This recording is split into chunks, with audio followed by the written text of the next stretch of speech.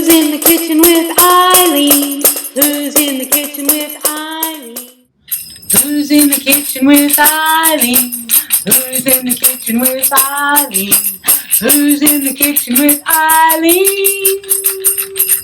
It's Fun Food for Kids with Miss Eileen.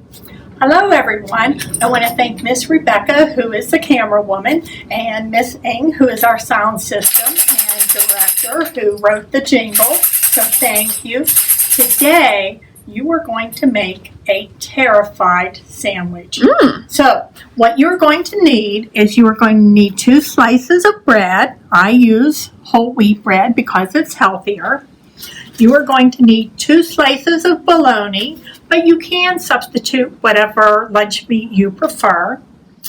A slice of provolone, some blueberries, and a piece of carrot, okay, or carrot sticks would even work better. So what you're going to do first is you are going to take your 2 slices of bread. You're going to place your bologna on. I do them individually. However you want to do it is fine.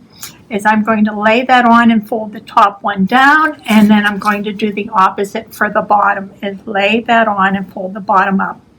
And then I'm going to put my sandwich together.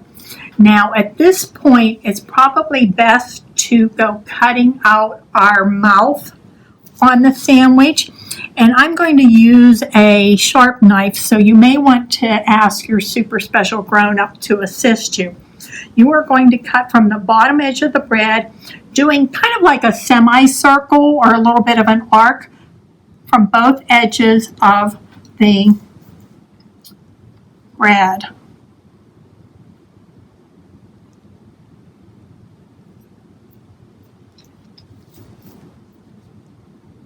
And you don't have to cut all the way through, because what makes it a terrified sandwich is you're just going to slide that lower piece down a little bit so you can see The terror.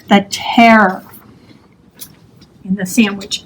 Then what you're going to do is you will need your provolone, and I have an oval cookie cutter or an egg-shaped cookie cutter, and a small one because this is going to be for the eyes.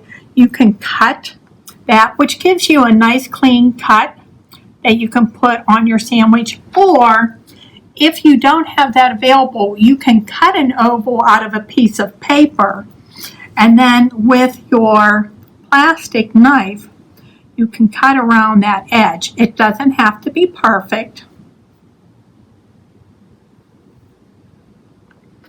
Cut around the edge, remove the paper,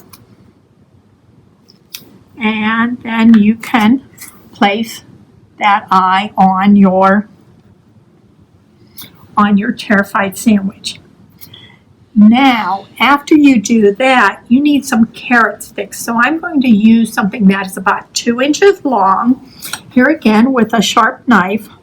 Or if you have carrot sticks at home, you don't even have to cut them, but this is from a regular carrot. So I'm just going to cut 2 pieces off, and this is going to go above the eyebrow, or the eye. I'm going to make that a little bit smaller there.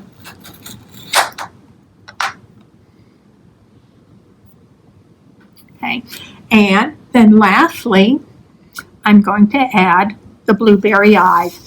Now, in the photo that I have, it did say to use lima beans. So I did have trouble finding fresh lima beans. But you can use anything that you would like for the eye.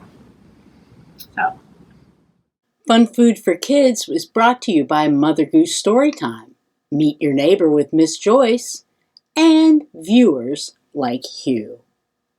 Okay, I'm going to read, while you eat your terrified sandwich, I'm going to read Big Bad Bubble by Adam Rubin.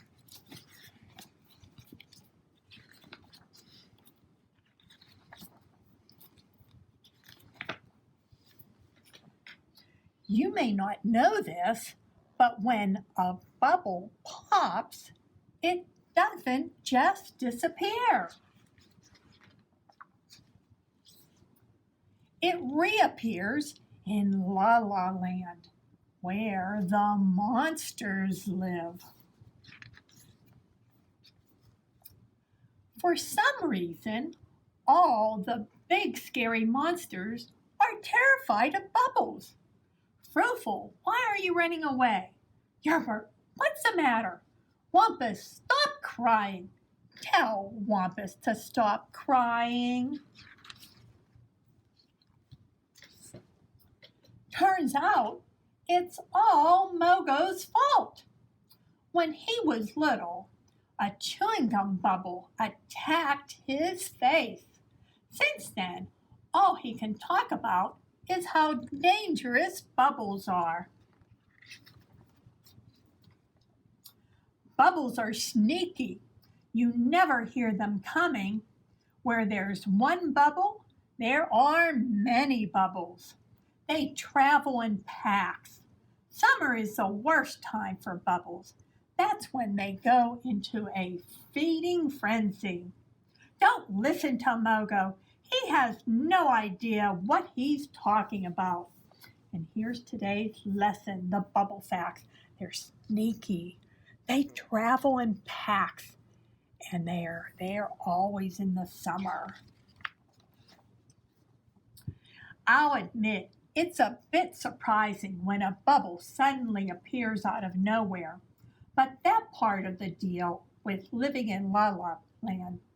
On the plus side, donuts grow on trees, and the rent is cheap. Hey, look, here comes a bubble now.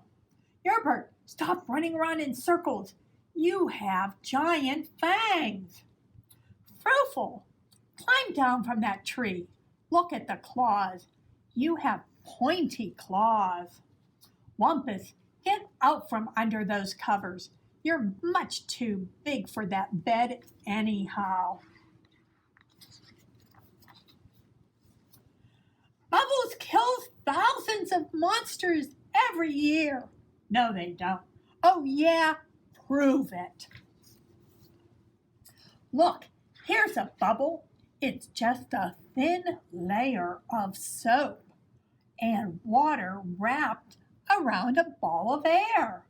It's soft and delicate. It couldn't hurt a fly. You could pop it with a little finger. See? Yerbert, use your fangs. Froofle, use your claws. Wampus, don't be scared. It's just a teeny tiny... Oh, wait. That's kind of a big one. He's a goner. Quiet, Mogo. Go on, Wampus. You can do it. Tell Wampus he can do it. Kaboom! See, Mogo doesn't know what he's talking about. There's no reason to be afraid. Enjoy your bubble gum, Yerbert. Have fun popping your bubble wrap, Froofle. Oh boy, that is one big bath full of bubbles, Wampus. Tell Wampus to save some water for the fish. Splash. Fine, maybe bubbles aren't so dangerous after all. Butterflies, on the other hand, The Truth About Butterflies by Mogo Pogo. Yikes!